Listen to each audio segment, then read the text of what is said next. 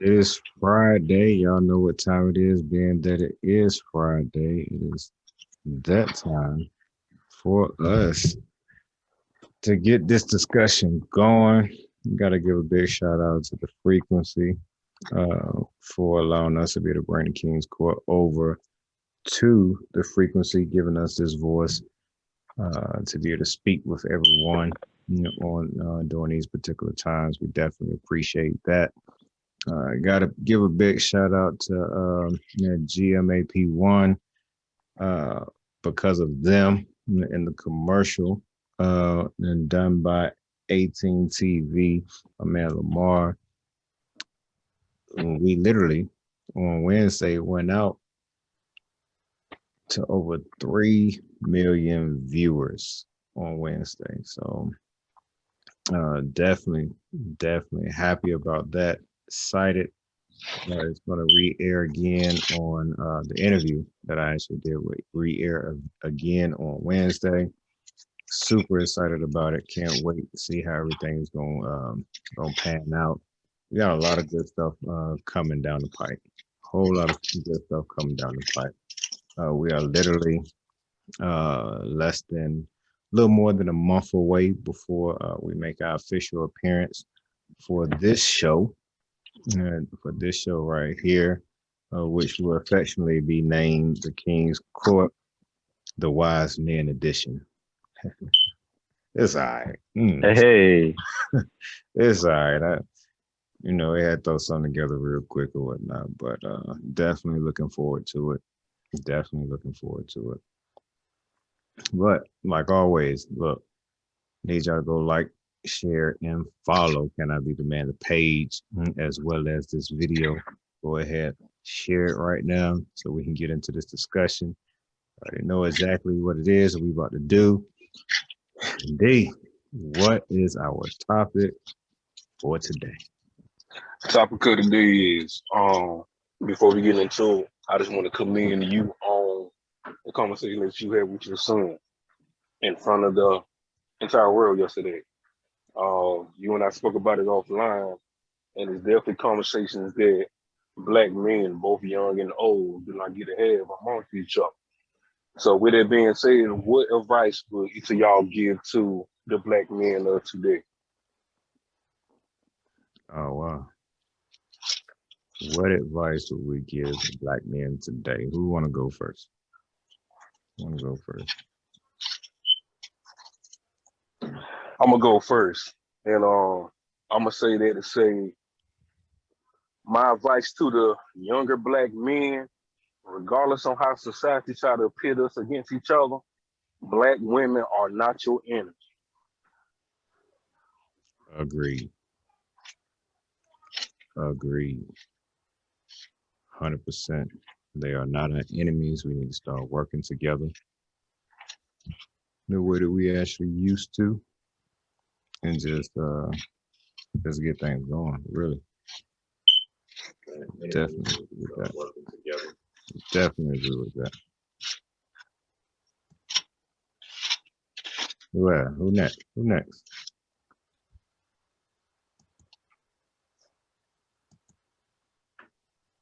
And all go at one time.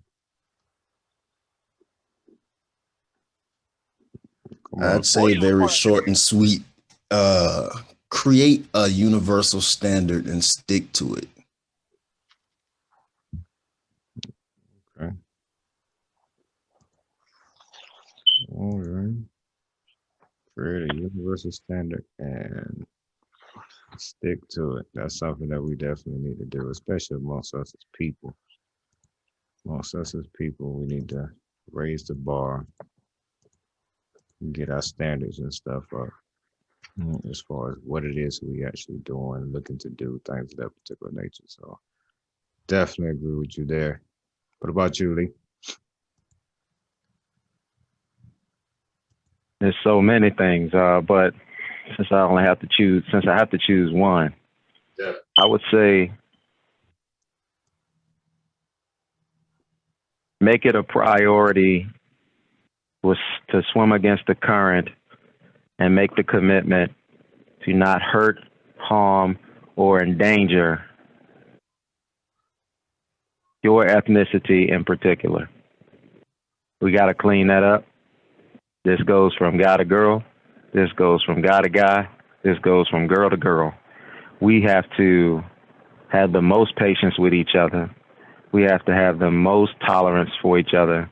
And we have to have the most care and consideration for one another. It's okay to have care and love for humanity, but folks that's walking around in your community that have the things in common that you do, that go through the same struggles that you go through, we need to have an appreciation and a patience and a tolerance for if they're out of line or if they mess up. And we should be quicker to forgive. And I ain't saying get slapped around, but we should be quicker to forgive and have more patience and understanding towards one another until it becomes autopilot.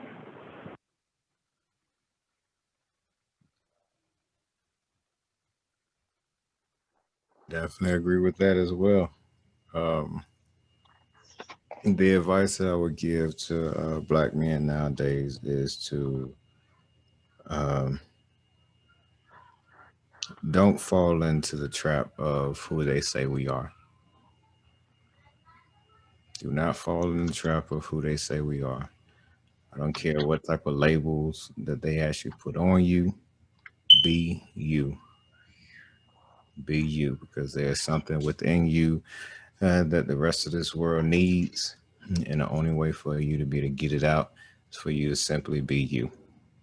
You to simply be you. I don't care about the whole three-fifths of being a man, the whole being a thug, product of your environment, too dark, too light, too educated, too whatever or whatnot. Do not fall into that trap. Be you and be happy with being you. Like yourself, love yourself. That's what it is. That's what we need to do. That is literally my advice.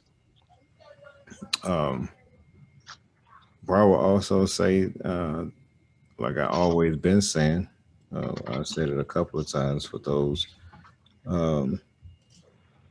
that don't have relationships with either their mom or their dad or both. Go find them. Go find them. And it's not about them. It's literally all about you. It's all about you. You know, give them an opportunity to be able to build that relationship with you so that you can understand and fully know yourself.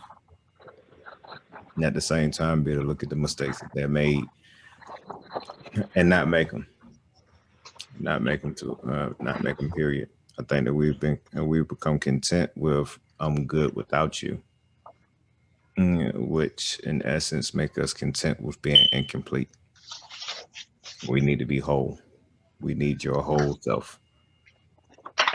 You know, a lot of us could be way further than what we are right now if we fully understood ourselves. So you hear it all the time, know thyself. It's not just talking about you. You can't look at the history if you can't even look to the closest generation that's to you. Simple as that. Any other words of wisdom that you would give to the Black men that are out here right now? Anybody? Yeah. It's one of them things that learning to walk away and be the bigger person in a lot of situations. That does not make you a punk at the end of the day. That makes you smart and wise. Don't ever let somebody try to trick you off these streets. Because there's a lot of people that will put you into a position to cause you to lose everything that you got going for yourself.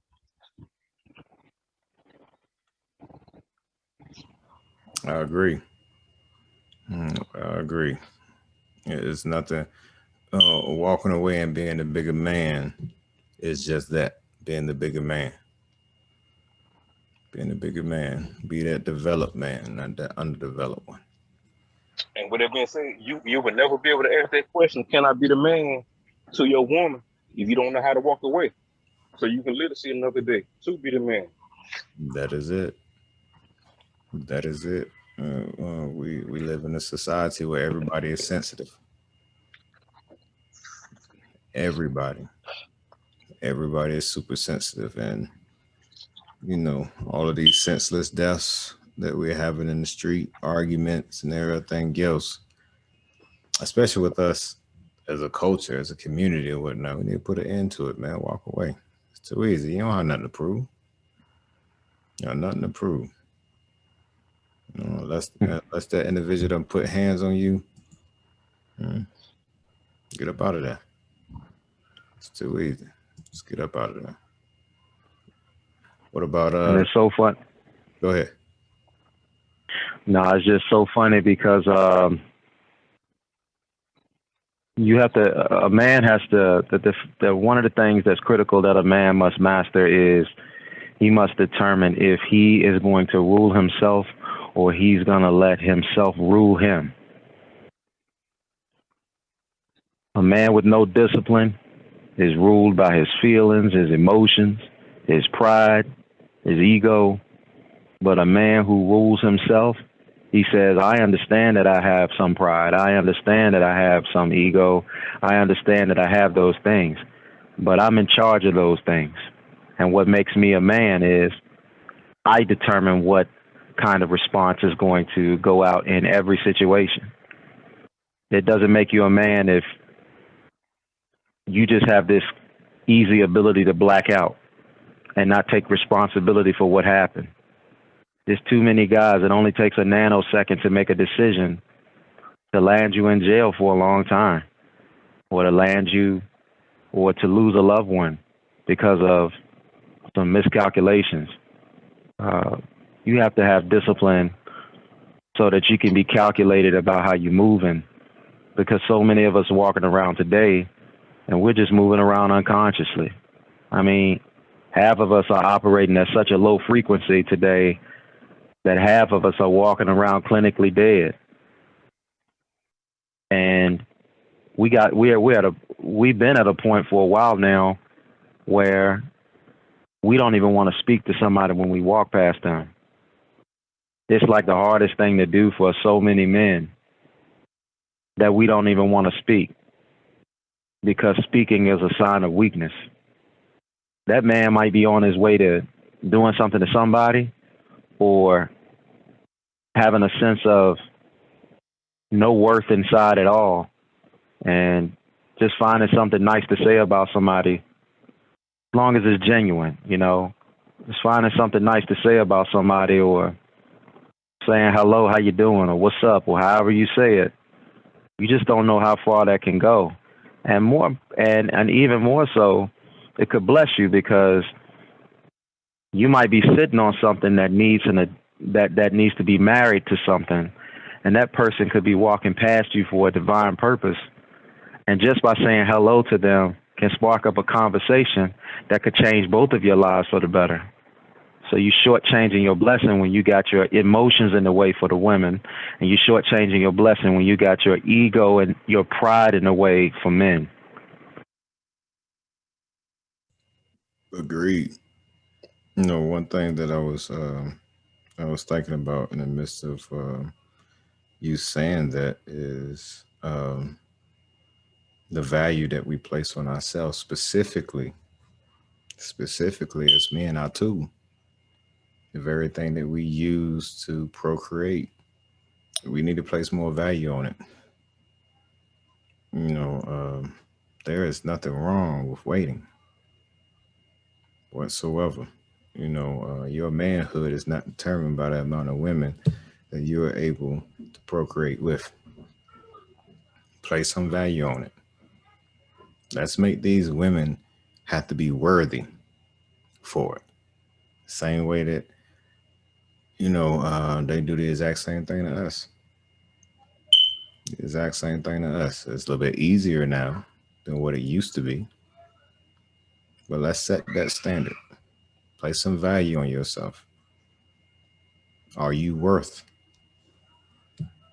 Are you worth my time? Are you worth this seed that I have to doggone provide? Can you cultivate it? What type of mother would you be? What type of wife would you be? These are the things that we need to really look at. Place some value on it. I wish I would have did that a long time ago. A long time ago.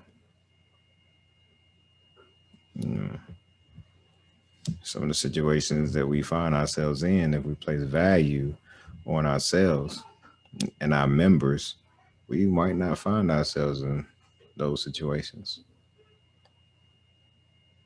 And if we miss the flags, placing value on ourselves will give us the opportunity to be able to catch those flags, to see them. It's necessary, it's needed, especially within our community, and not just in our community as a whole. As a whole, I'm not just talking to melanated men. I'm talking about men, boys, young adults, everybody, period. Let's place some value on it. Let's place some value on it.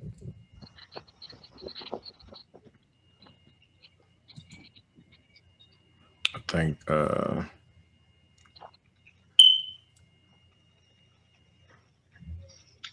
the other thing that I would do to admonish us as men is speaking to those underdeveloped fathers out there. It's not too late. It's really never too late. It's never too late to get your act together. Because those kids out there that you are not accepting, you are not acknowledged, you're not caring for, providing for, and all the things that you're responsible for actually doing, it's not too late. It's never too late at all. Now, don't get it twisted. It is going to be a rough ride. It's going to be a rough ride, but your presence is needed. Your presence is needed. It's needed within the community. It's needed in the lives of your kids. Just go ahead, bite that bullet, and go handle your business. Forget what everybody else around you is going to say. Forget about what the mother of your child is going to say. Forget about what it is that even a child is going to say. Just go out there and handle your business. Don't get discouraged, because quite frankly, we are here for you. And that's something that's men that we have to do. We have to be able to look past the mistakes that our brothers have made, that our fathers have made, uncles and things of that particular nature, and help build them up. In essence, you know what I'm saying? We're all, to a certain degree, underdeveloped, and we have to help build each other up to become fully developed men, the fully developed men that our women actually need. And, I'm speaking to myself when I say this as well. Because we see it, we do it within the 18, we do it. We do it. I've been held accountable on several occasions. I've held other people accountable or whatnot. We help each other. But the thing about it is, we can't help you if you don't open your mouth. That's a fact. If you don't speak up, we don't know. Now, granted, we do health checks. We'll call and check up on our brothers and things of that particular nature. But even in the midst of that, if you don't speak up, we can't help at all. And the thing about it is, we're not going to look at you any differently. We don't look at you any differently, because at the end of the day, we need each other. Iron sharpens iron.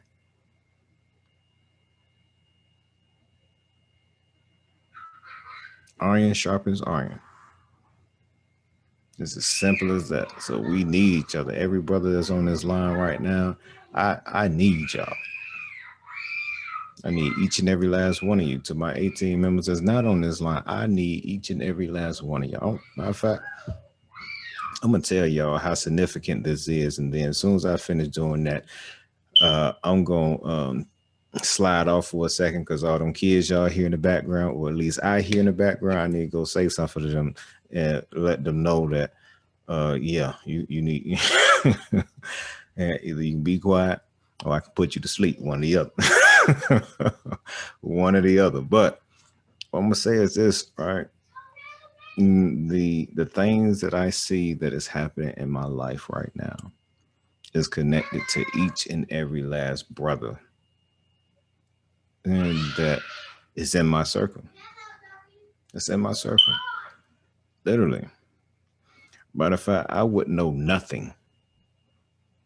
I would know nothing about A-Team, anointed together, encouraging all men, had it not been for my brother Tay. Nothing. He is the one that introduced me to A-Team. So everything that I have encompassed within this book right now stems from that. Literally. Because quite frankly, it was an 18 member that helped finance this. It was an 18 member that produced the book. It's 18 members that's on this podcast right now. Or no, we're talking about 18 brothers that has supported every aspect of it. She was an 18 member that created the commercial that plugged me in to be able to do all these interviews that I've been doing as of late. Everything. Ooh, they gonna get it. Ooh, they gonna get out. Everything. And that we are encountering right now is literally built off the brotherhood that I have been building literally since third grade. Well, not even third grade. We talking about kindergarten. Got 18 brother right now, whatnot, that I've known since kindergarten. Shoot, Lee is on the line right now. I've known this joker since what, sixth, seventh grade? Sixth, seventh grade, back when he was dribbling them green and yellow basketballs. Man, Yeah. going hooping. Look, all of this, just about everybody on this line I've known for doggone years. You know, Chris, literally, I'm telling you now, when I first met Chris, right? When I first met Chris face to face, it was almost like we've known each other for like 30 years. For like 30 years, I lied to you not. Word. Lie to you not, like 30 years. Like we have known each other for like 30 years. Not knowing, well, we was talking for what, 6-7 months before I actually met you face to face, or was it a little bit longer than that? Yeah, it's probably about around that time. Well, no, because January last year, I think, was when we kicked off a lot of the calls. So, Okay, yeah. So we talking about knowing each other for a year, but when I met him face to face for the first time, it felt like 30 years. And these are the type of relationships that we actually have. So when I say iron sharpens iron, that's literally what it is that I doggone mean. I would not be in the position that I am right now had it not been for these brothers. Now that's not to take away. It was other people that helped as well. I'm just trying to lay the groundwork for what it is that we actually saying. It's necessary. It is needed. It is necessary. It is needed. Thanks everybody that's in the comment area right now. I see who we got in here. We got my sister Takara in here, my sister Rika as well. I think I seen somebody else. There's a few other people as well. I don't see them right now. But we appreciate everybody tuning in. Looks like we have a question in the chats real quick. I'm gonna read this and then I'm gonna go handle these kids real quick. I'm gonna need somebody to address.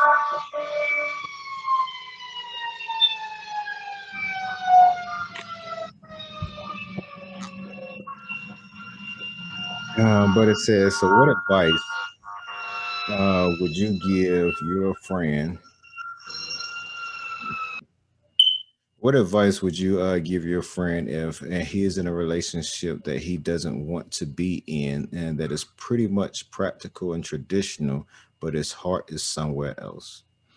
A place that would shake his foundation and cause enemies and judgment, but will help him evolve mentally, spiritually, and emotionally, and he can live in his truth.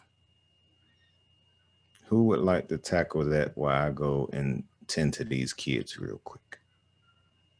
All right, I'll attack that because I got a call. I got an email last night from somebody that asked me the same thing randomly and ironically. So the first thing that you need to do is you need to remember.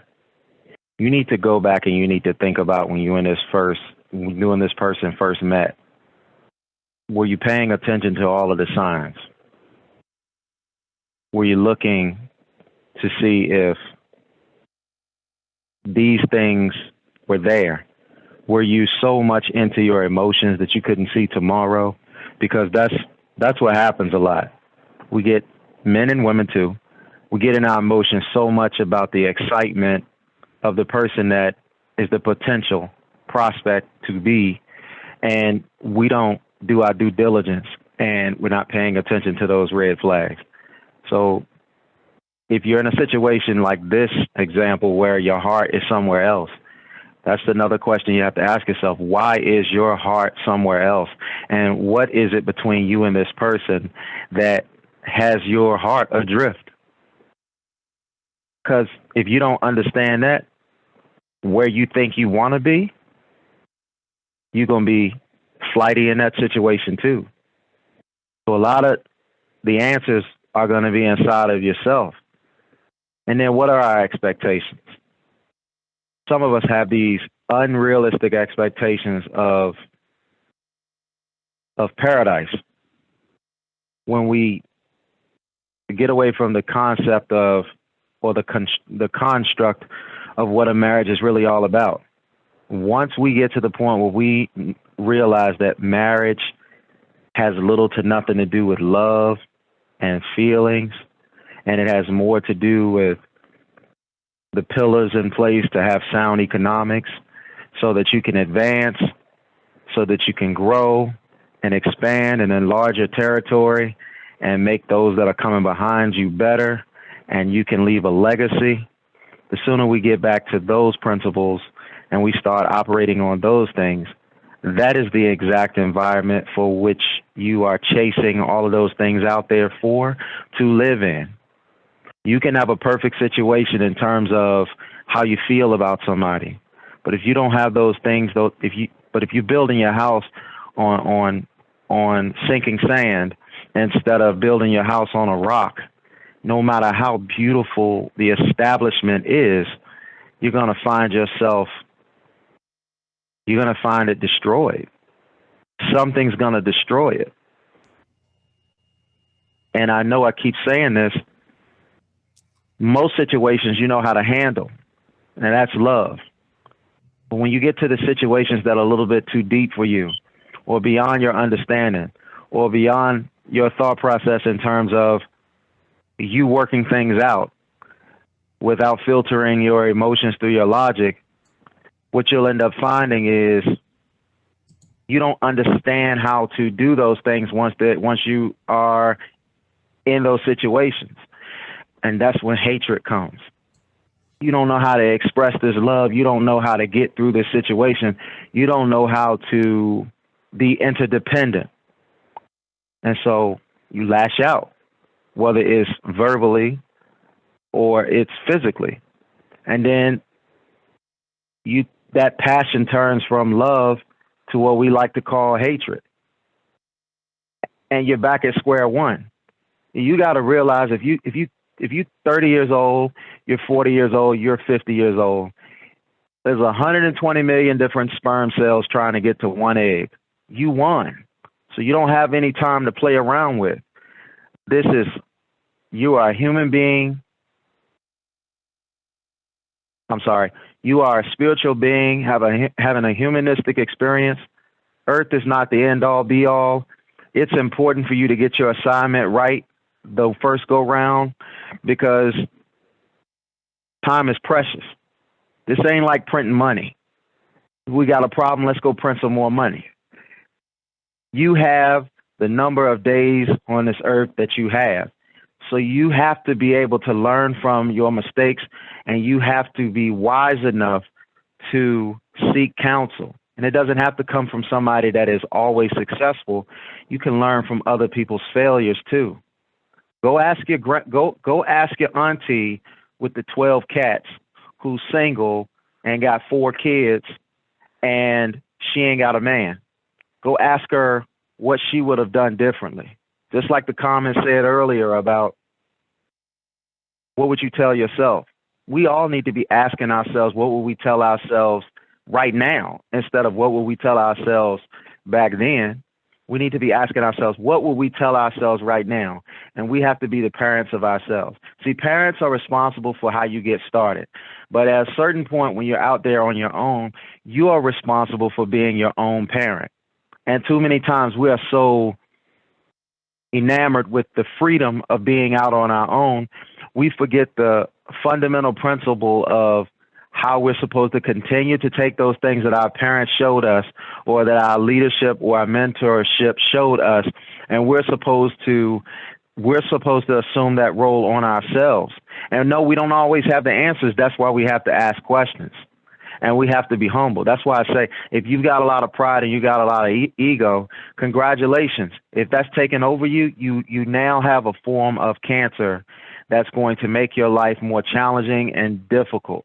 And you're going to be at dis-ease if you're going through things that you could have avoided going through by seeking out counsel and trying not to learn things through experience, and trying to get as much of your lessons in your life through wisdom, because wisdom loves you and wisdom is going to take great care and consideration for you. So in summary, and all I'm saying is this, and I know it's a little long, but I needed y'all to understand the process of that. We need to make sure that we are asking the right questions. And a lot of times the grass is not greener on the other side. And whenever we have something and we feel it's secure, we lose interest in that. That could be a perfectly healthy situation. And the issue is that person may possibly be thinking of something else because they're in fantasy mode. Marriage isn't a fantasy. Marriage isn't always lovey-dovey and rose petals, and it doesn't work like that. You got shit to do in marriage. And a lot of the things that you have to do in marriage are things that you don't want to do, but it's necessary that you do those things so you have some sustainability. So I would say to that person that if it's not a domestic issue, if it's not a verbal abuse or whatever the case may be, because you can fool some of the people some of the time. You can tell people, oh, this person isn't treating me well, this, that, and the other, whatever the case may be. But it's a lot of people that have walked away from good situations, and they look back and they're upset at themselves for lying to other people to trying to get the court of public opinion on their side. People don't really care about you the way you think they care about you. That's the faux pas-ness, if you will, of Facebook. Makes everybody feel like they're a celebrity. And when I post something, everybody is listening. And my value is the amount of likes and shares that I get. That should only matter when it comes to you trying to run a business and make some money, not for your personal validation in your life. You got to be happy with yourself. So I would really take some time and analyze. King always talk about this example, and I love it. I close your eyes and I put $1 over your eyes and I tell you to open and tell me what it is. You don't know what it is. It's just too close to you. So sometimes we need to have some clear, distinct rules in terms of let's take a small step back so I can see things for what they really are. Before we make a decision and jump out there and have something so final, now the kids are at a disadvantage because of that, and you and your former spouse are at a disadvantage for that. And then trying to come back together, you got to carry all of the baggage that you acquired while you were apart because you weren't clear and distinctive about when you were needing time to to separate. And sometimes you do need some time to separate. And it might not be physically, but you might need to take a mental separation so you can actually see what's really, really going on. Because a lot of times, like I said, it is all about this fairy tale life that we think that we can get. We start overvaluing ourselves. We start overvaluing what we want, and we do not take the time to understand what we need to be putting out in the market to get what we think we deserve.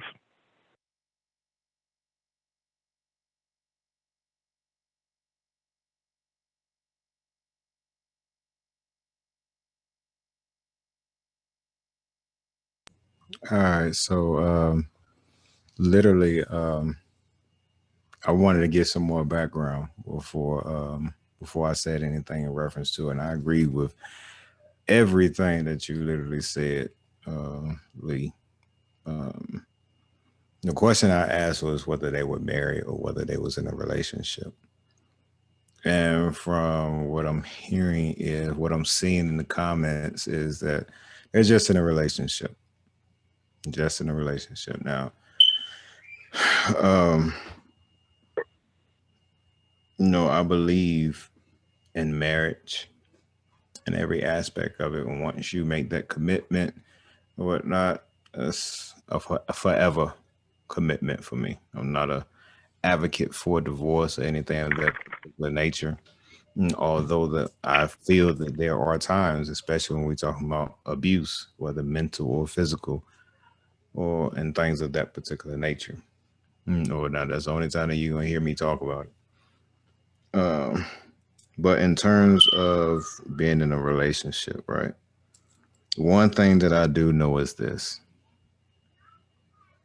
time is the most precious gift that we actually have to give to anyone. And I think that at times when we do enter into relationships and we're trying to make things work or whatnot,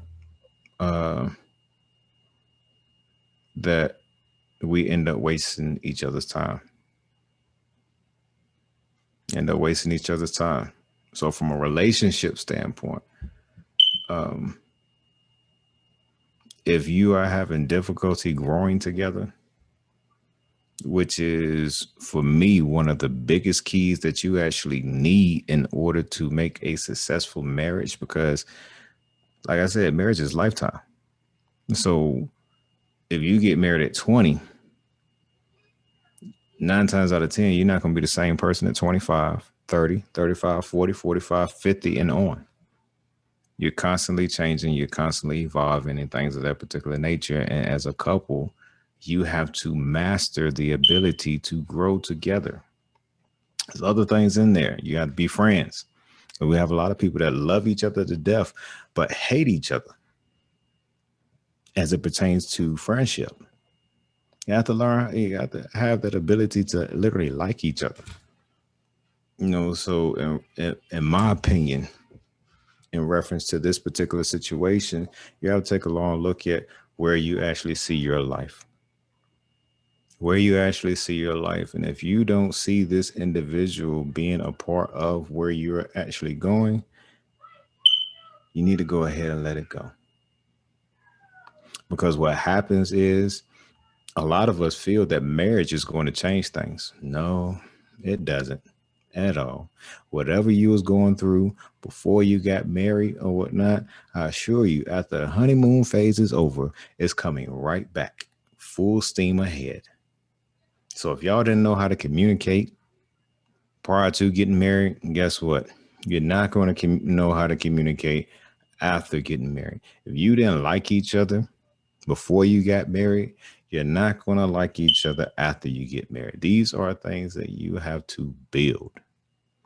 You have to build. Period. That's the reason why I tell everybody check the blocks off. Make sure you check the blocks off. You have to check the blocks off, period. Check all your blocks and stuff off. Know exactly what it is that you're looking for. Know exactly where it is that you're actually going. The problem is that we've been caught up in this whole fantasy of love. Fantasy of love. Not knowing that a marriage and a relationship takes more than just love. I've seen people that love each other to death genuinely and not make it. And not make it. Why? Because all the tools that are needed in order to have a successful marriage, they didn't have. They didn't have.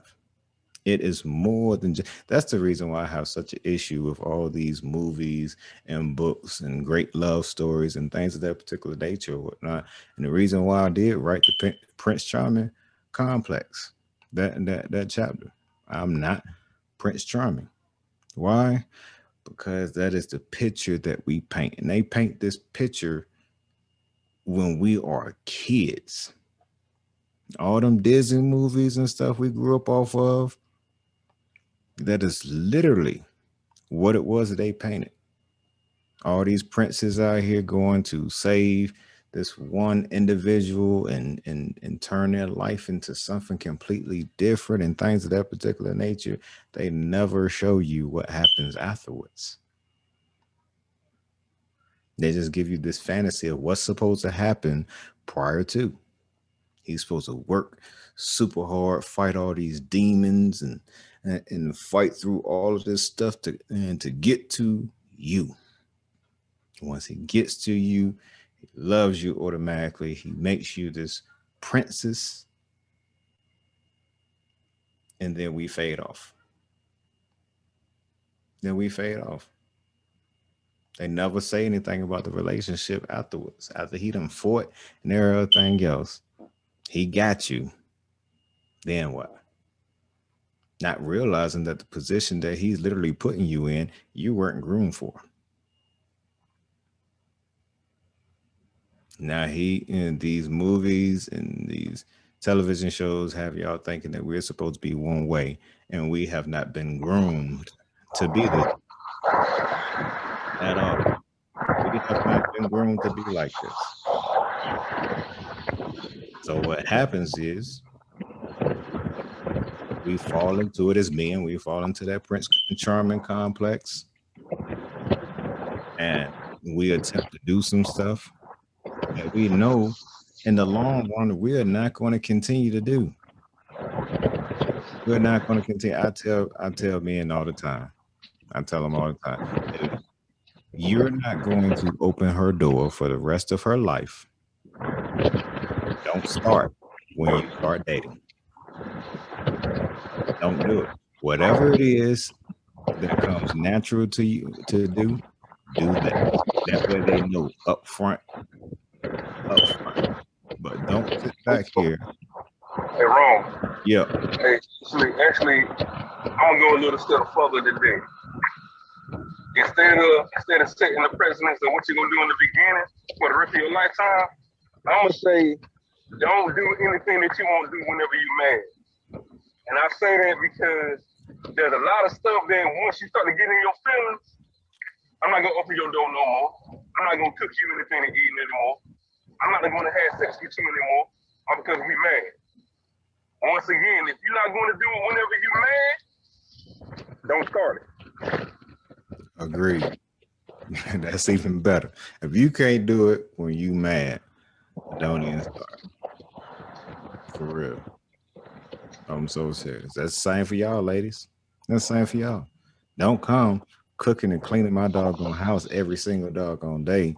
If when we get married, you don't want to keep doing that. I'm so serious. I love to eat. I'm for real. Because guess what? Shit. Every time you might be to bring some fast food home once or twice a week, but you hit that 5-day mark, oh, we gonna have an issue. We gonna have an issue. No, when we was over here dating, right? When we was over here dating, you used to cook for me damn near every doggone night. We ain't never have to eat out. All I had to do is go out here and buy the stuff for you to cook. Now you mean tell me we married and I gotta eat McDonald's and Wendy's and everything else? Nah. It's the same thing. The same thing. If you being intimate before you doggone get married, you better not be dropping it like it's hot 4 and 5 times a doggone day. And then we get married and you want to cut that joint back until every other Saturday. No. No. Right. No. I need to know what it's gonna be like. It's the same thing. I rebuke. I'm the exact same way. Like I love the natural essence of a woman, right? I don't want to see all that makeup. I just don't at all. I need to see what you're going to look like when I roll over in the morning and you ain't brushed your teeth, washed your face, or anything. I need to know what that is going to look like prior to. I'm just saying. I'm for real. And I know of females that literally will set an alarm clock so that they can doggone put on makeup, brush their teeth, and everything else before they doggone husband wake up. That is nonsense to me. That is nonsense to me. Because trust and believe, I'm not gonna do it. I just joke with the wife all the time, man. It took like 7-8 months before I heard you poop. I know your stomach been hurting. For real. I know your stomach been hurting. For real. Bubble guts like a mug. For real. I'm so serious. These are things that I need to know. Now, let's not get disrespectful with it. And I'm in there taking a shower, and then all of a sudden you want to come in there and shit. No. You don't never need to be like that. I don't want you. Now, if it's an emergency, I deal with it. I'll deal with it. But I'm just saying, just because you want to come in there and sit down and talk, you're going to let one. Nah. Hold that. Well, I'm passing the hell out. That's all I'm saying. Oh man, I'll just say no, but you're right. But you're right, King. But you're right, King. It's very important to make sure that you are presenting yourself as who you really are, and not presenting your representative. And I know y'all have heard that before. And again, back to that question, I answered that question because obviously, we got a lot of viewers that watch this show. So I wanted to just reach out to that person that's in that particular situation. There's no silver bullet in regards to that question. But yeah, we got to stop this mess about this meeting a representative person, man. Like, guys, look, when you get paid, you got to go and spend your whole paycheck to take her to a nice restaurant, or you got to get them rims on your car that everybody gonna see, or you live at home with somebody else and you ain't paying no rent or no mortgage, and just because you got the extra funds, you go out there and you get a $600, $700, $800 car a month so you can stunt on everybody or whatever the case may be. This is part of the problem. You are introducing your representative. You are introducing what you hope to be, instead of having the stick-to-itiveness and the mental fortitude to roll up your sleeves, step back, work on your craft, work on your skill sets, so that you can have a lifestyle like that without it being a strain on you. Because the same things you do to get her to go to the prom with you is the same things you're going to have to do to keep her dancing with you. So you got to be very, very careful, men and women, what you out there presenting, because if you presenting more than you can maintain, all you're doing is prolonging your misery and your agony. Agreed. Real quick, we need to get to some of these comments because we getting lit up right now. Let's see. Okay, they're holding our feet to the fire, man. So they said in the beginning, Takara said in the beginning of this live, they said men need to up their values, so that includes settling. I have no choice but to agree. I don't feel that any of us should settle for anything. But in the midst of settling, we have to evaluate what that is, because there are particular expectations that's just simply unrealistic. And sometimes that those expectations that we actually have, right, will cause us to miss the best thing that we literally had in our life. You know, some women that feel like, yo, I need my man to be 6'3" and above, not knowing that joker is over there 5'5", 5'4", got everything it is that you need and never wanted, except the height. Except the height. Right. And so when we talk about settling or whatnot, we have to make sure and that what we're actually looking at as far as settling is, I don't want to say realistic, but not as superficial as some of our requirements actually are. You know, hold on. Shadana said, men are men the same way. And don't be rubbing my feet every night, then get me and then talk about, yeah, that's for you. So Sunshine. but that's true. You know what I'm saying? As men, we need to do the exact same thing. You know what I'm saying? Whatever it is that we are doing in order to woo you or not, we need to make sure that it's something that we are going to continually do. Now, granted, you know, some things happen. That's just like what I was talking about in reference to cooking for me and things of that particular nature. If you're pregnant and you need to be off your feet, you know what I'm saying? I can't hold you to that piece. I just can't. You know, but at the same time, that man just worked 12, 14 hours and you coming home and you talking about you got your feet in his face talking about rub my feet. I need you to, hey, look, you gotta let that one let that one ride. Let that man get a little bit of rest. Just a tad bit. Just a tad bit. They ain't here tripping too, talking about Putin and farting and everything else. That was my fault.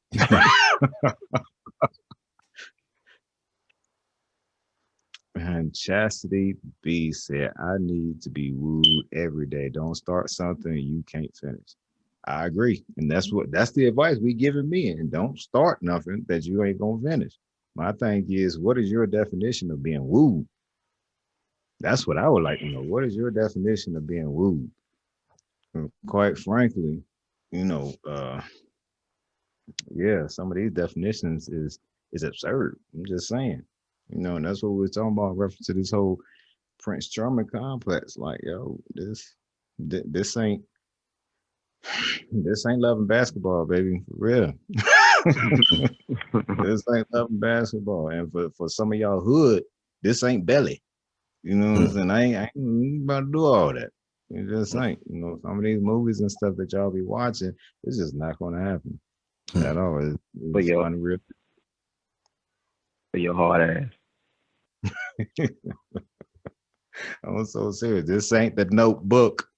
I'm not building no house for you and waiting for you. I'm just saying, I'm keeping it moving. I'm keeping it moving. I'm telling you that now. For real. If you're going to come in, you're going to have to accept some stuff that you don't even want to think about right now. I'm just going to put it to you like that. For real. Right. Yeah, man, we got to dial back these expectations, man. I mean, this is not just about in relationships, but I see this trend, especially in our communities, happening to every, you know, in every phase. Like, I see mothers or I see fathers, they push their kids to go to the NFL or to the NBA, and it ain't no plan Bs or anything like that.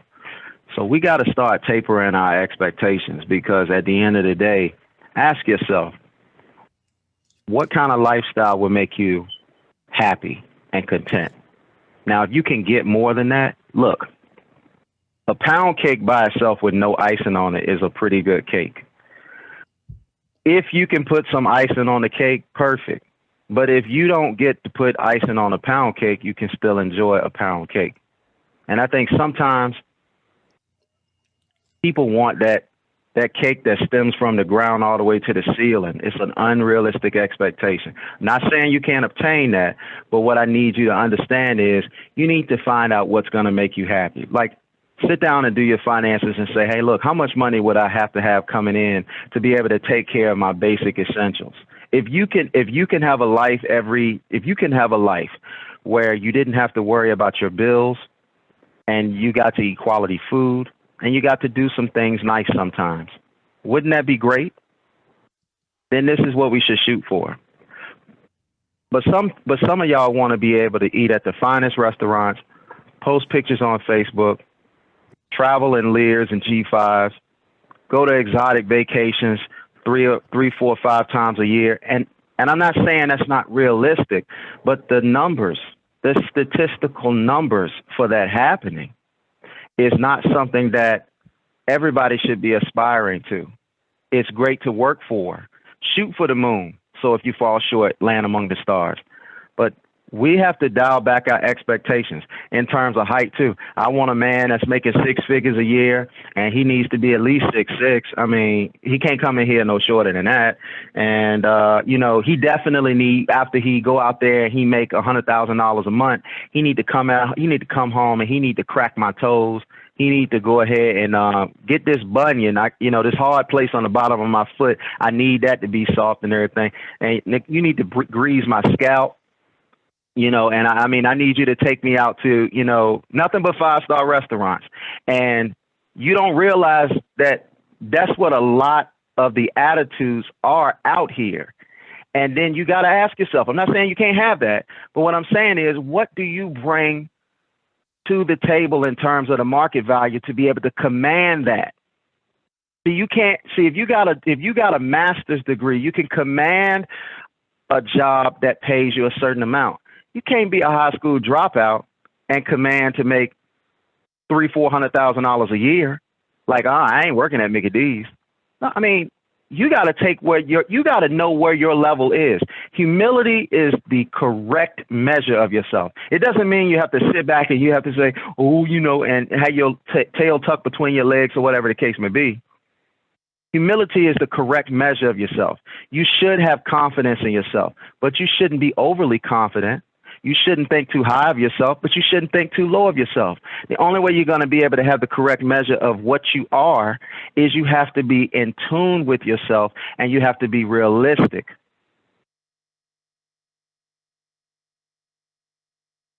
I agree. I agree 100%. You definitely have to be realistic. I was going to say the same thing for us men in reference to that, but when it comes down to the physical, we're a little bit more flexible. We don't need that overall perfection. Not like that.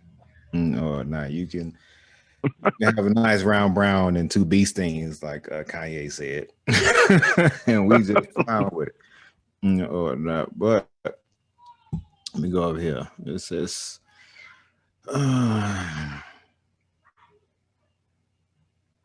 okay.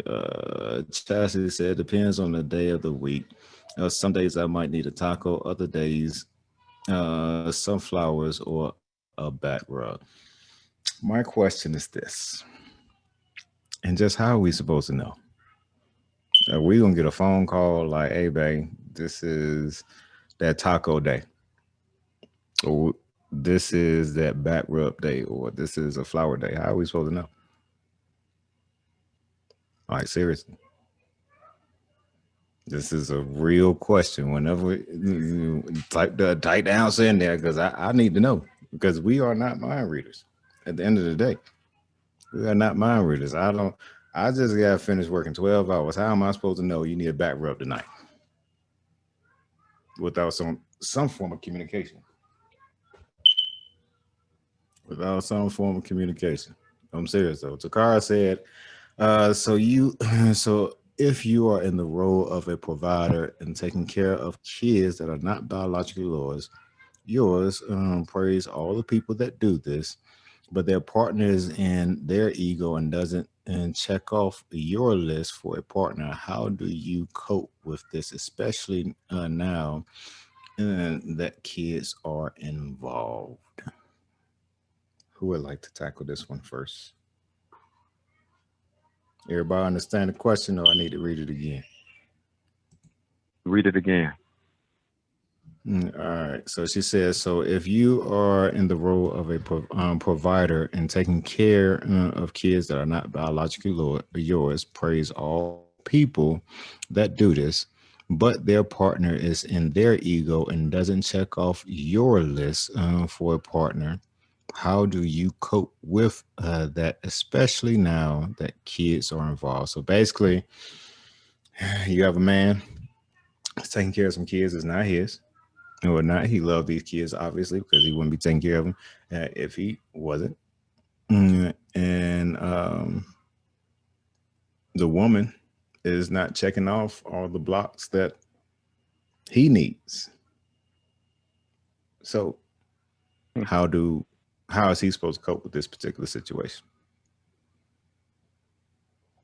I would answer that Well, question the same way that I would have answered that other question about the guy in the relationship, because there's some things that need to be addressed. Just like you, I like to check all the boxes and know what are the portions of what's going on in this relationship that brought up this question.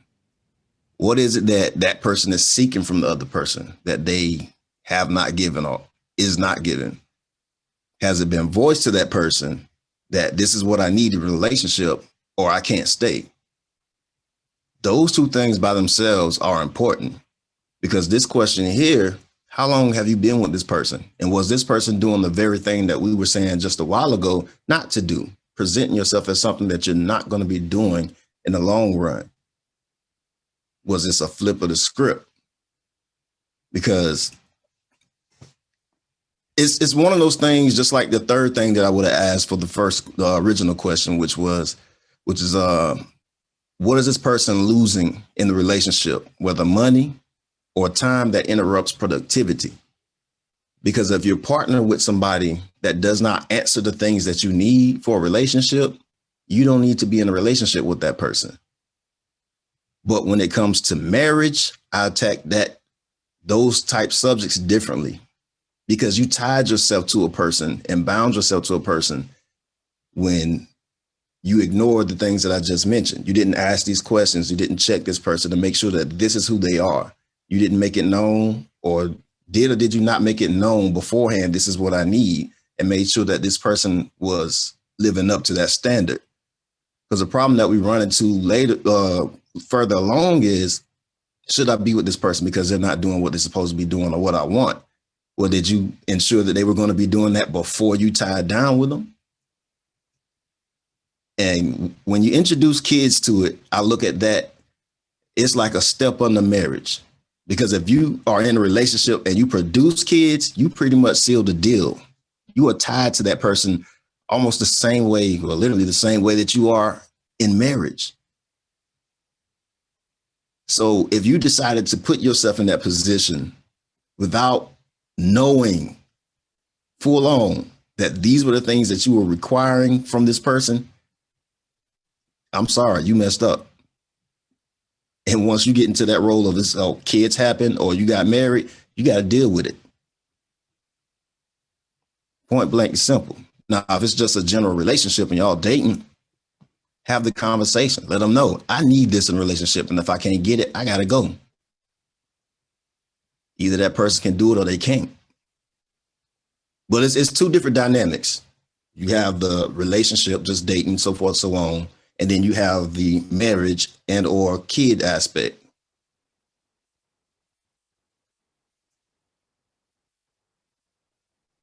And you have to consider those kids that are not biologically his the same way that you would consider the kids that are biologically his if you were in that relationship. Because the same way that you're tied to that person, they have formed a relationship with that person if they've been around them. So now when you split, those kids deal with those same emotions that kids that were biologically y'all's will be going through.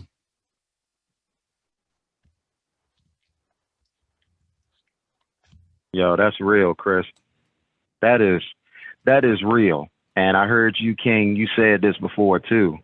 The decisions, the choices, the take in, the take out, the adjustments here, the adjustment there. I'm not going to stand for this. I'm not going to stand for that stuff.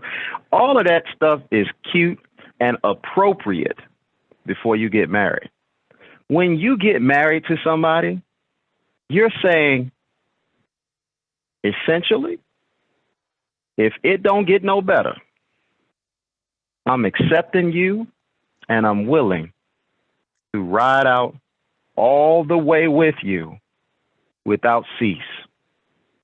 And now this divorce stuff is out of control because it has turned, marriage used to be like a crock pot. Now marriage is like a easy wave oven. Man, if it ain't what I want it to be, I'm getting out of it and I'm starting over. You have to ask questions. Marriage is every single word that Chris said is accurate because it's based on the facts. So take heed to what he said. You got to learn how to deal with your situation. You ain't signed and sealed if you ain't married. That's your opportunity to ask all of the questions.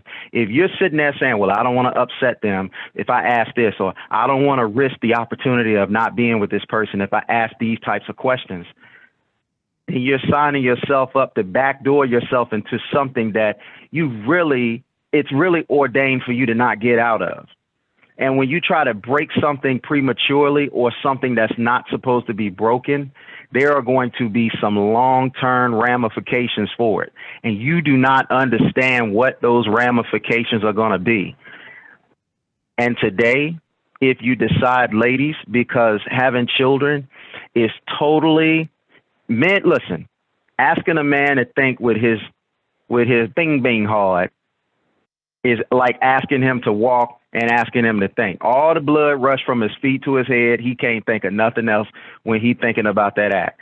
So if you sitting there saying, oh, well, we got together and these children just happened. Children are gifts from above. They are great. They get here and they are blessings. No doubt about it. But if you're going to be upset about who you're having the children with, well, that's a form of marriage. That you're tying yourself into that person too when you have a child with that person. So don't think that, okay, if it doesn't work out, I'm just going to go off and I'm going to raise my kid by myself or whatever the case may be. You may get by. My mom used to say, you may get by, but you're not going to get away. So if you go out there and you say, all right, well, you know what?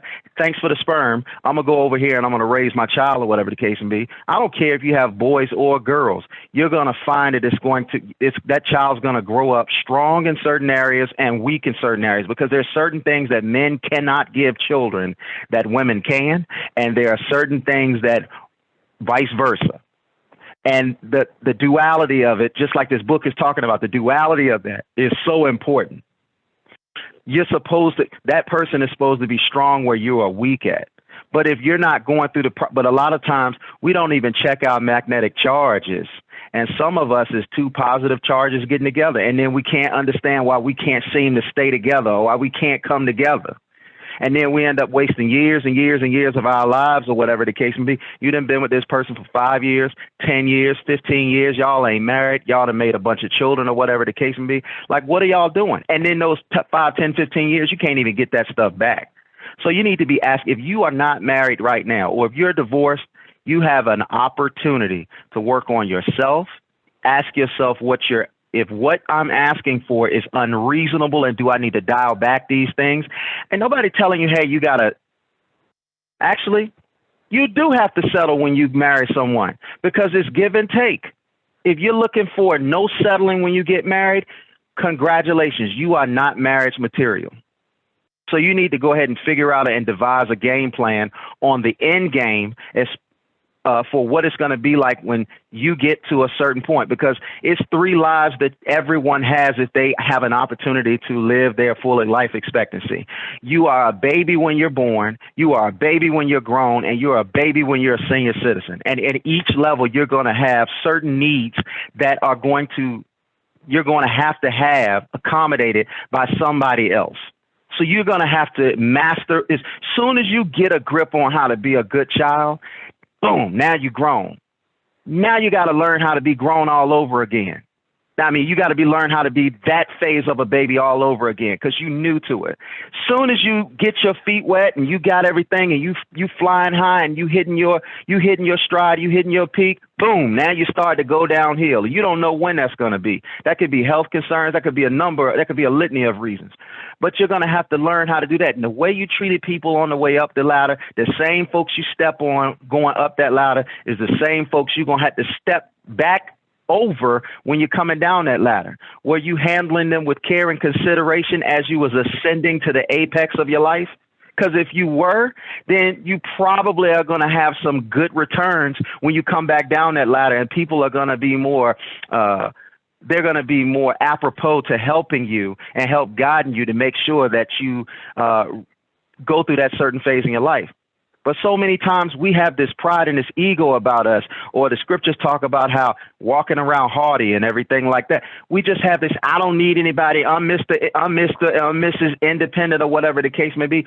All you're setting up yourself for is a tough third life, because you got to come down the mountain. You're not going to stay there, period. That's my soapbox.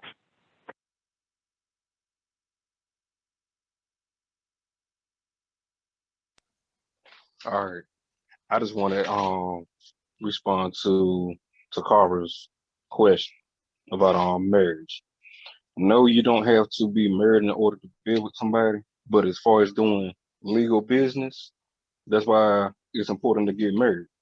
Because if something happens to your spouse or whatever, let's say if they pass away and they passed away with a whole large sum of money, depending on how everything goes, you legally can't touch that money because y'all not married. That piece of paper is important, but that piece of paper is not important.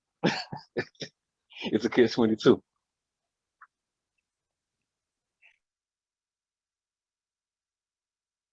Real quick, you at the game store? I see all that clothing and stuff in the background. So to speak, this is actually, I'm in cultures, but the game store is in cultures. But yeah, that's where I am. Okay. All right. Before we get off, we're going to need you to flex a little bit. Show everybody what you with. All right. But do that.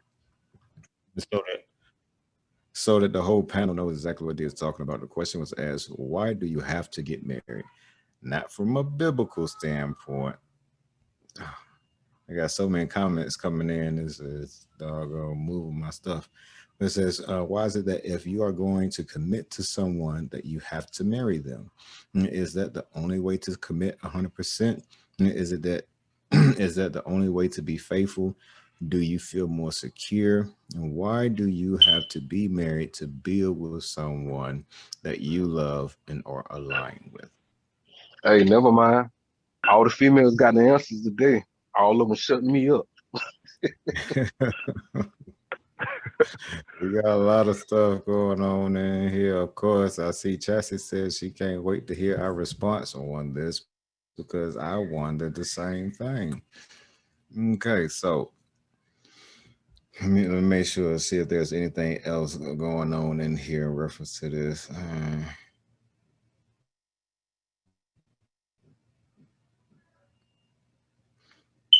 They got some good points going on in here. For real. It said, Chuck said you can give people access to those things without being married to them, though, which is true. What else? Let me see.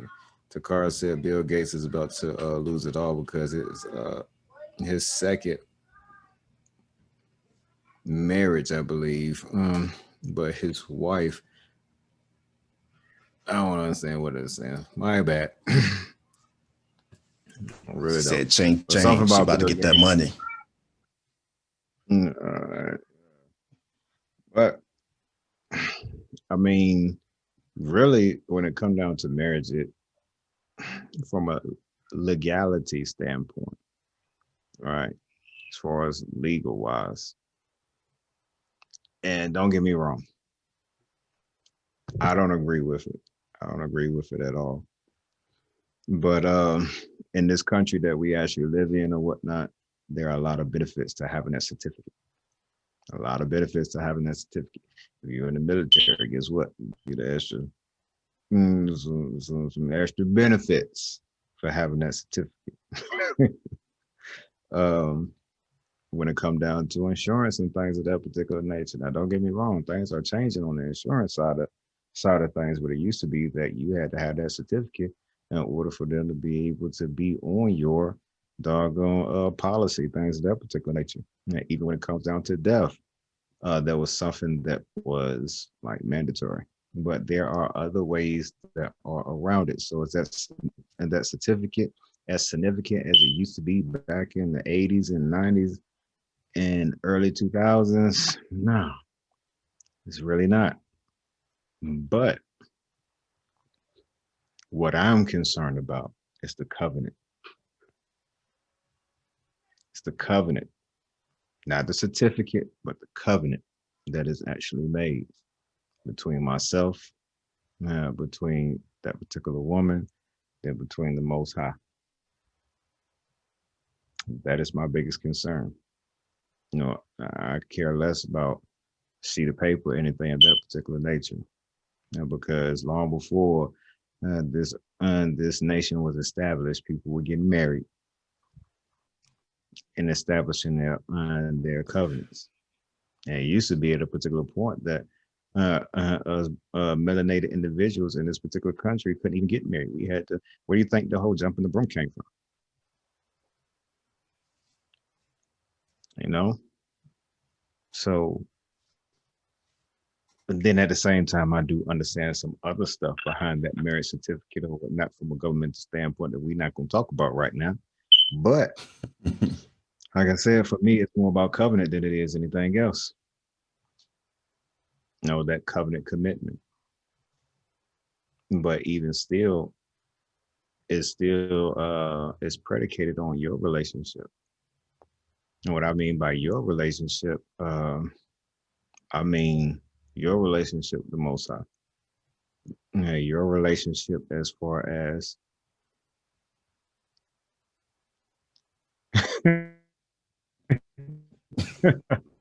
Hold on for hey, a on second. here talking about my fire detector. Y'all cool, Hold on man. for a second. I'll take that. See, first Shadonna was talking about my car sign. Now she's talking about your fire detector. It's not a time for that. We're gonna leave that alone. Oh man, hey, look. I tell you, this is what's gonna happen because payback is a mug, boy. I'll make sure. Well, no, they record their joints, so they record them and post them. They only go live, like what, once a month. I'll make sure y'all next live I'm gonna be on. And that fan you were talking about last week, I'll make sure I'm be all in the comments. Turn your fan off, girl.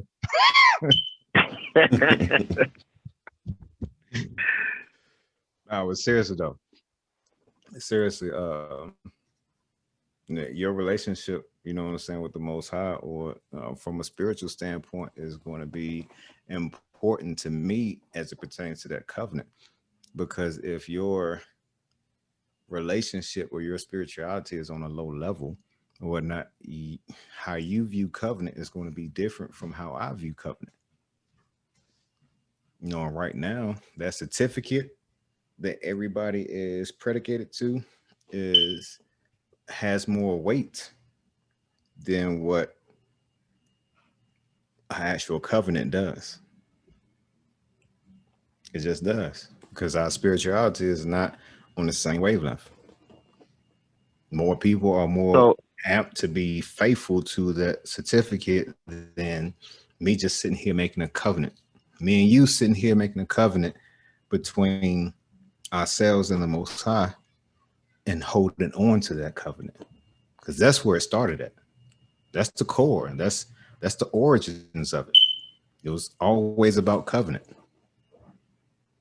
Not a sheet of paper where you gotta go and get a blood test and all this extracurricular stuff or whatnot. It was a covenant.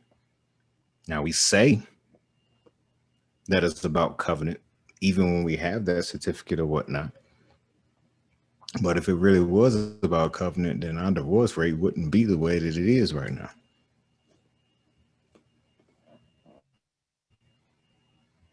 Just wouldn't.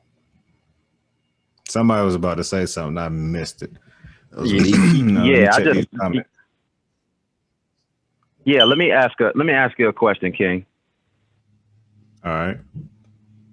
When you start, I want you to I would like you to elaborate on.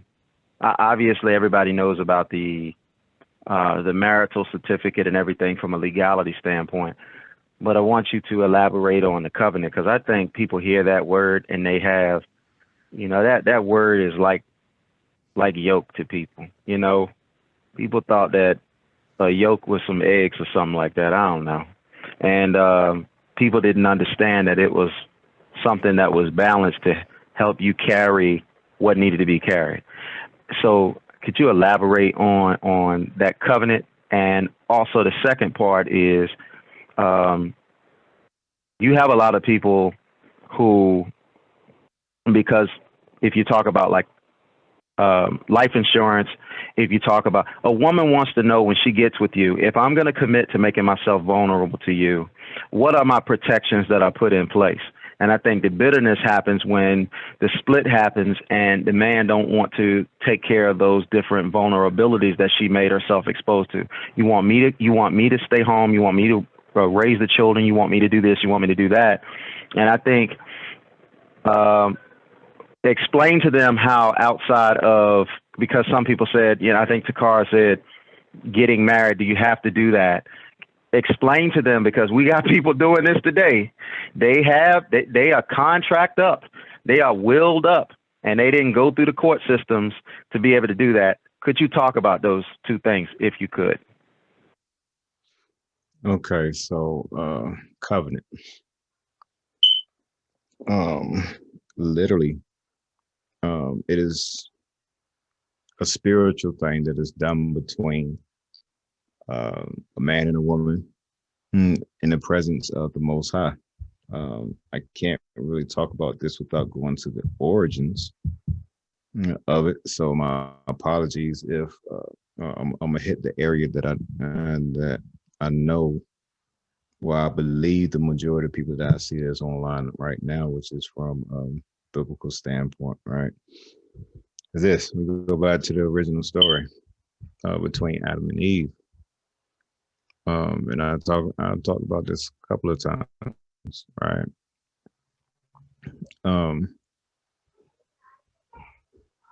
The question that I always ask people is, who declared Eve Adam's wife?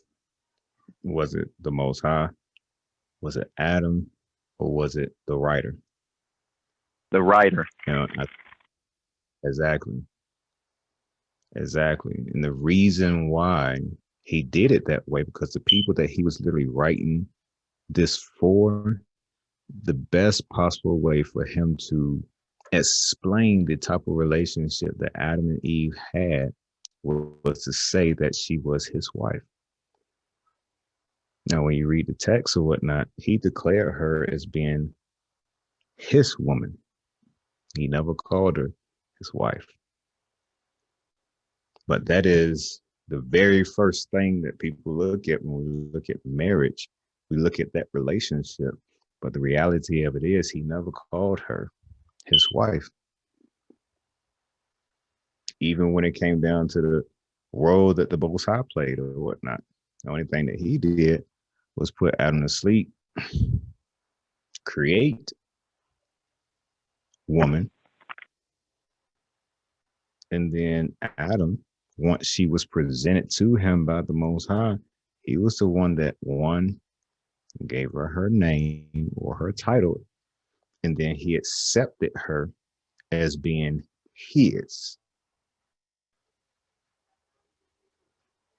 The moment that he accepted her as being his or whatnot, he received her, that covenant was literally built. Which is the reason why I say we have a lot of women out here that sell themselves short. They're settling for being side chicks, baby mamas, jump offs, and every other derogatory term that is utilized out there that some women actually accept. When the only two terms that literally titles that you should accept from a man is literally being his woman or his wife. It's only two terms. That is it. That's quite frankly, when you read the text, Eve didn't even get her actual name until after they messed up, like literally. So when we're talking about covenant, it is literally an agreement that is made between the man, the woman, and the Most High, or the man, the woman, and whoever you see at or view as being that higher power in your life. And that's supposed to be that thing that is unbreakable, that is supposed to be unbreakable, which again is the reason why I say divorce rates look the way they actually do, because we put too much stock into a sheet of paper. And we've been forced to put that stock into a sheet of paper because of where we live at right now. That's the amount of weight that it actually carries. It was a part B to that. I don't remember the part B that you were saying. How are these covenants? How are these covenants and commitments happening today without being legally married? To provide a woman all of the protections that she needs to know that whether it works or it doesn't work, she's going to be okay. And for men. Okay, so in this society that we live in today, do I need a marriage certificate in order for you to be considered my wife? No, I don't. I don't. Literally, we can put together our own covenant, and within that covenant, create our own contract. Create our own contract. And the only thing we need is my signature, her signature, and a witness, and it is legally binding. It is legally binding. And what a lot of people don't know is that I can use that contract to do everything that I would do in order to that I need with the actual marriage certificate. And so you changing your name can be utilized with that contract. You being able to get benefits and ensuring that if something was to happen to me, whatnot, that contract is legally binding. And I say witness, I'm talking about notarized. Notarized. If something was to happen to me, then you will have those particular rights. There's a reason, you know what I'm saying, why that piece is important, because I don't know, I don't want to get into that piece as far as the behind the scenes stuff, but you know, there's way more to it with that marriage certificate or whatnot, as far as control and the amount of control that this society actually has on your particular marriage. So if I A lot of people aren't as spiritual as they think they are, because you made a point that stands out above everything when you address the notary thing. Because when it comes to covenants, is what you said, it's an agreement. You're making a league, a confederacy between someone, and it was literally before God.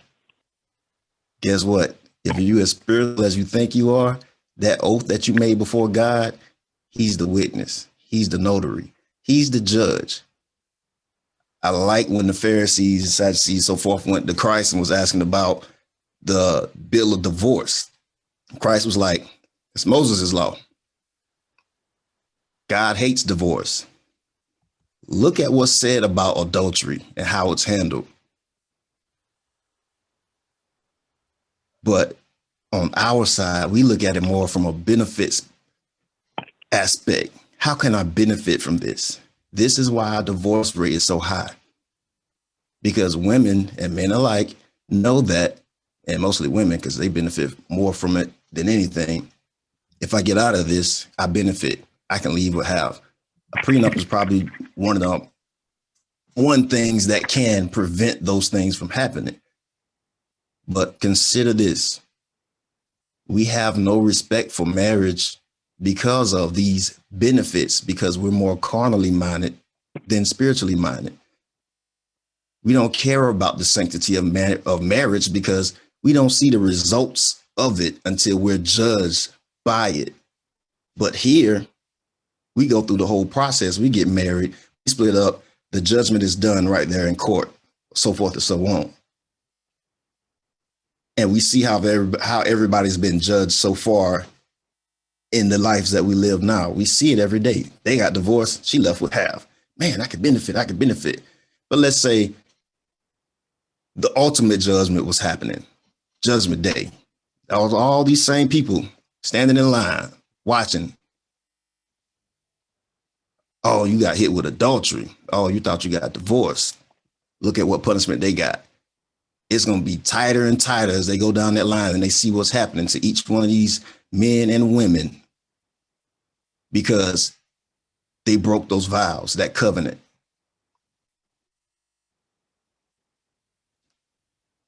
It's deep, but we don't see it that way because all we see is the benefits, these carnal benefits, these systems that we are living up under.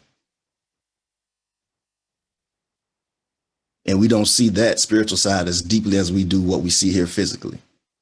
And we disrespect it every day.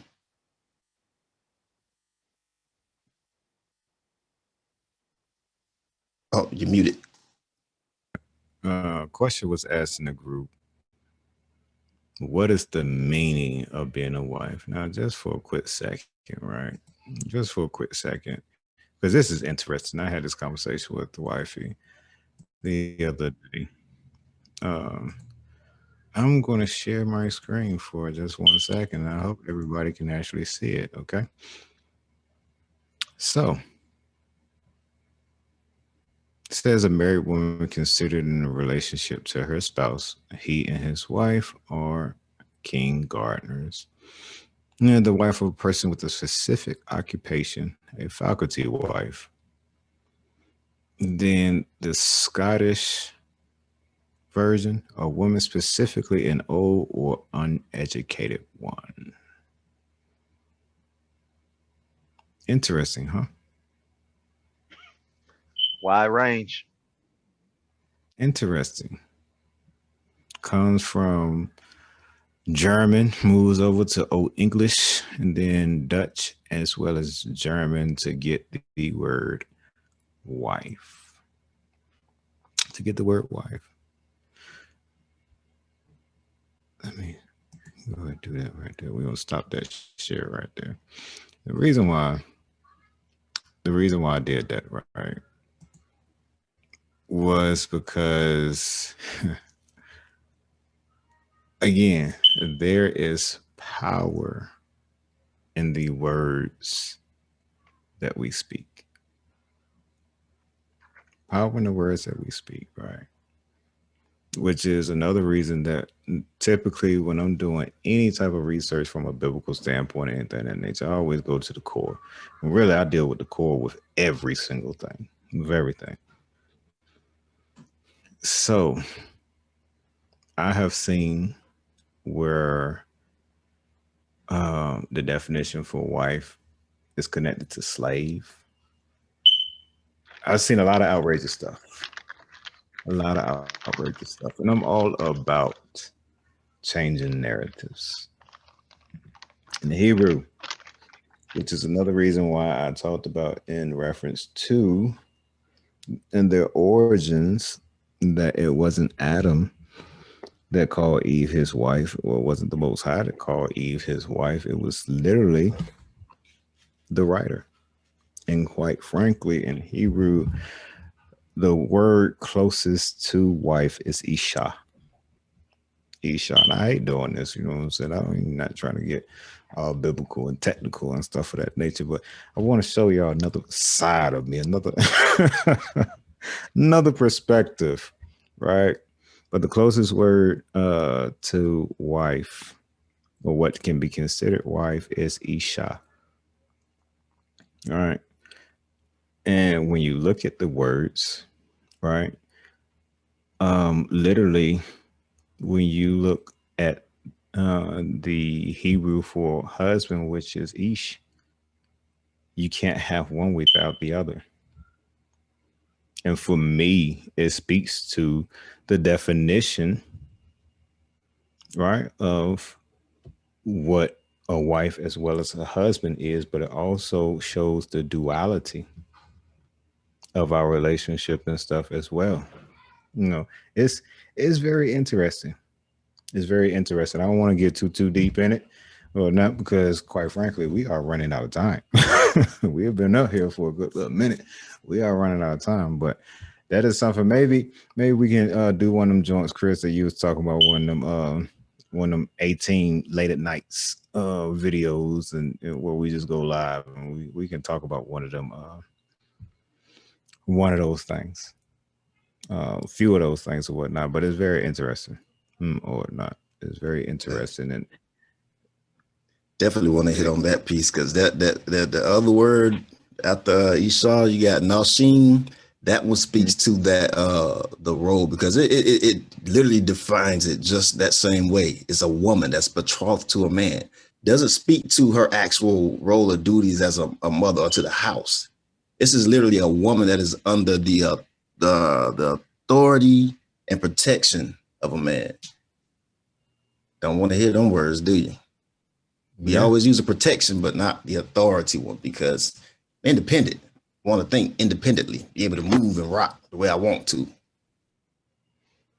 I don't even want to get on the topic of independence right now. We'll be up here for another hour and a half. Hey. Might even be here the whole day talking about that or whatnot. But again, we appreciate everybody that was in there throwing them comments and stuff. And we low key, we got lost talking with y'all, which is straight. But look, we got to get into our closing remarks. We got like 5 minutes before we supposed to doggone jump off. So go ahead and let everybody give their closing remarks, and then we'll be back at it tomorrow, 10 o'clock Mountain Time, 12 o'clock Eastern Standard Time. Right back in it, another session. Can't wait. Loving it. Who's going first? I'll go first. It's like I said in the beginning. I said black men need to realize that black women are not your enemy. But with that being said, y'all got to learn how to start protecting these black women as well. It's not saying that black people are superior than any other race, but everything starts with us first. Learn how to protect your own, protect your women. That's it.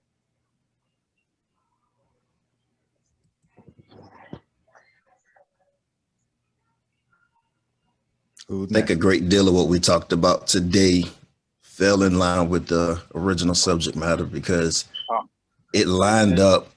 Podcast. What happened, D? He must have mistakenly unmuted. But a lot of the advice that or subject matter that we were speaking on covers a lot of that, as far as advice that we would give the man. But I mean, it plays the same way for women. We need to understand the roots of everything, especially when it comes to relationship. Every relationship should be viewed in the light of marriage, because ultimately that's the goal.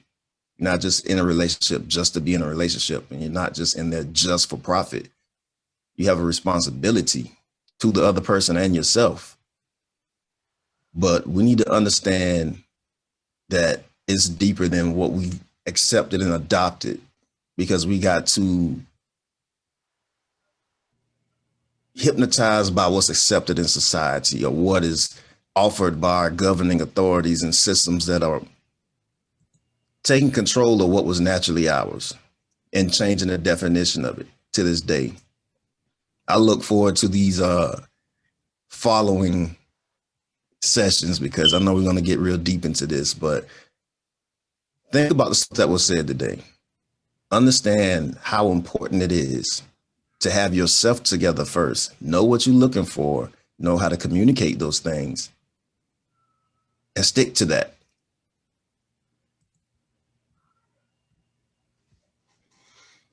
Ooh-wee. It's on Lee. It's on you, Lee. You're on mute. Sorry about that. Always wise words, D and Chris. I'm gonna keep mine short and sweet. And sit down by yourself sometime and write down all of the good and the bad about yourself and be honest. And then find somebody that you trust and read that list too, to see if you being real about it. Once you do that, be intentional when you're dating. You don't have time to waste, and you don't need to waste anybody else's time. You need to communicate exactly what you're looking for. No matter how far-fetched your expectations are, whatever the case may be, if you're confident in what you're asking for and you feel like it's reasonable, just ask. Just ask. And who knows, you might get what you're asking for. When you also need to have somebody that is just as equally engaged, and that they're going to ask poignant questions about you and what they want and what they expect from you. Now, if you can find something like that, that doesn't mean that marriage is guaranteed to last forever, but you have something.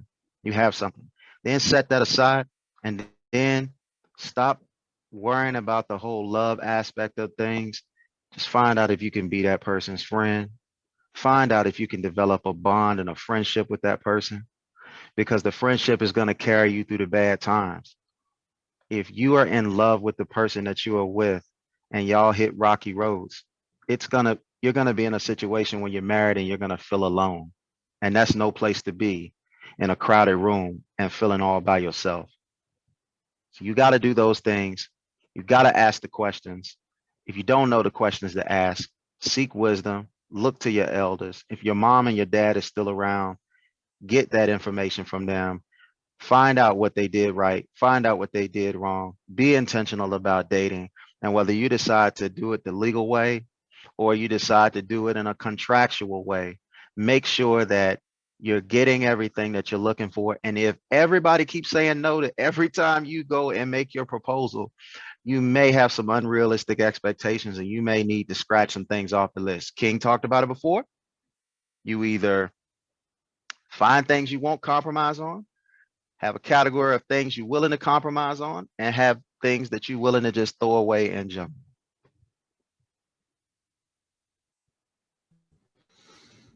So I'm going to close out with this.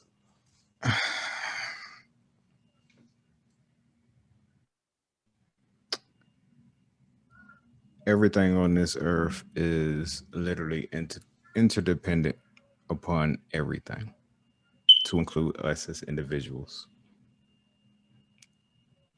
We play a specific role, each and every last one of us on this particular earth. The only way for us to give what it is that we are to provide to this earth is for us to simply be ourselves. Stop giving into these simple-minded narratives, opinions, thoughts of others, and just simply be yourself. That is it. Be yourself. We started out, what advice would we give to our melanated men and women, men? And I'm not just talking about to us men, I'm talking about to us women as well, to our women as well. Please simply be yourselves. That is it. That is it. That is all. But in order to be yourself, you have to know thyself. And like I said, most times whenever we talk about knowing thyself, the first thing people think about is history, knowing where we came from, things of that particular nature. But there's no way to fully know who you are if you don't even know your parents? So again, I encourage each and every last one of us, if we did not grow up with our parents in our home, please go out there, find them, so that you may know thyself. And for those parents out there that were underdeveloped or still are underdeveloped, please, please, you are needed. You are needed. Pick up the torch. It's going to be hard. It's going to be hot. It's going to be heavy. Pick it up and run with it. Well, like I said, we will be back again tomorrow, 10 o'clock Mountain Standard Time, 12 o'clock Eastern Standard Time. We will be back at it with another episode. It's been great. I need everybody to go like, follow, and share the Frequency CEO, as well as Can I Be the Man, the actual page. If you have not purchased your copy of Can I Be the Man, a letter from us to you, you are missing out at this particular point. It is out on book, ebook, as well as audiobook. I'm telling y'all. And if you do have it, can I get some feedback, please? Shoot me a message, send me an email, give me a call if you have my number. I'm telling you, And leave some I want to know. on Amazon. Oh, say again. Leave some reviews on Amazon. Somebody said something. Yes, leave some reviews on Amazon. For real. Leave some reviews on Amazon or wherever you purchase it at. Leave a review. It is cool. I got to give a shout out, as always, to all of my 18 brothers or whatnot. You got my man Lee, that's controlled Buckout Financial or whatnot. Anything that you need from an insurance or financial standpoint, hit that brother up. He has it. Of course, you got Telemade Productions, who produced the entire Can I Be the Man audio version of the book. Go out there and get it. Support myself as well as that brother as well. I'm telling you, he did his thing. Of course, you have nothing more than the game store. Man is sitting over there with all them jerseys right now. Oh, now give us a flash. I said I was gonna ask it for a flash. Oh, oh man. So you got the Vince Carter. There it is. Kobe. The Lou James Harden. The Gian.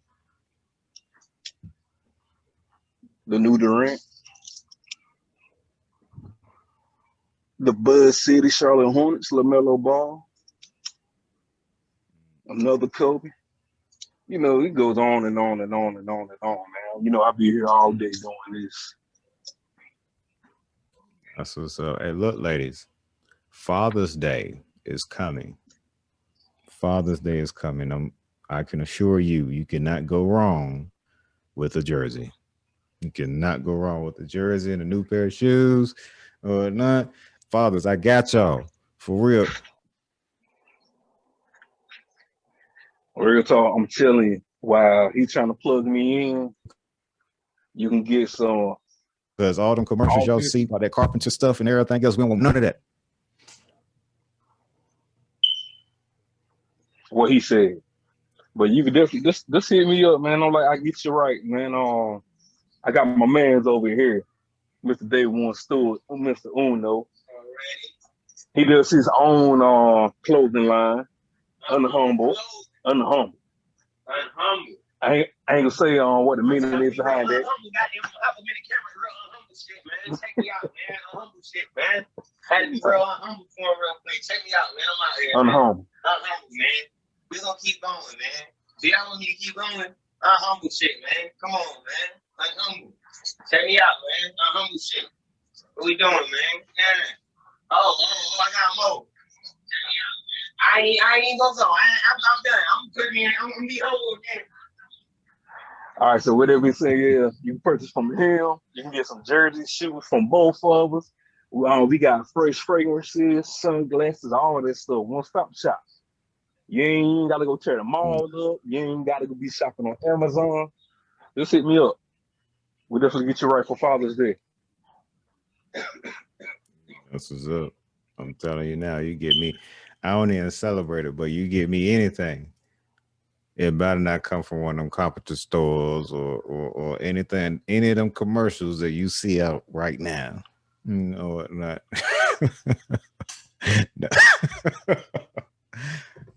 We got to get out of here, man. We enjoyed it. We loved y'all. We appreciate everything or whatnot. You already know what it is. The King has spoken. We out.